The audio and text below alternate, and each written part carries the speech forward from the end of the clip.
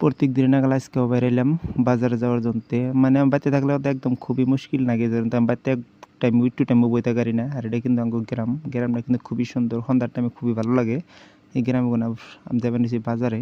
এটা কিন্তু বাজার রাস্তা, গ্রামের বাজারে গেতে এই রাস্তাটা জানা গে আং বাড়িতে কোনে যে গ্রামের আমি কিনে যাচ্ছি মাংস কিনবা নিয়ে গেতেছি, মেলাইন ধরে মাংস খাই না। এটা কিন্তু মাংস কিনে আমি আবুর বাজার 5 মিনিটের রাস্তা যাবেন ছিল, মাঝে একটু স্কুলের রাস্তা, তারপরে ফিরাবুর এই গেলাম গা বাইতে। মানে আমি নদীর পাড়ে যাম ঘুরবার নিগে, একলা গেলে ভালো লাগবো না। ভাবতেছি যে কি একজন লগে করে নিয়ে যাই, যার জন্য খারেছি হে আর কোনো খবরই নাই, খালি কয়ে গেতাছি আর কত টাইম বই থাকুম। তারপর দিয়ে ভাবলাম নিজের একটু চেহারাটা দিয়ে বান তৈরি চেহারাটা, গাল মুখ ভাঙা ডাঙ্গা চেহারাটা অল্প ভালো করে দেখি।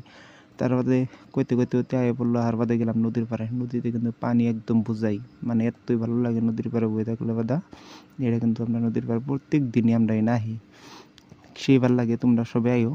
তারপর দেখো যে আমার লগে যারা নিয়েছি তো তুই তার মানে একদম মাগে চালাচ্ছে নেই বই, খালি মোবাইল নিয়ে বই থাকে, মোবাইল ছাড়া কিছু বোঝে না।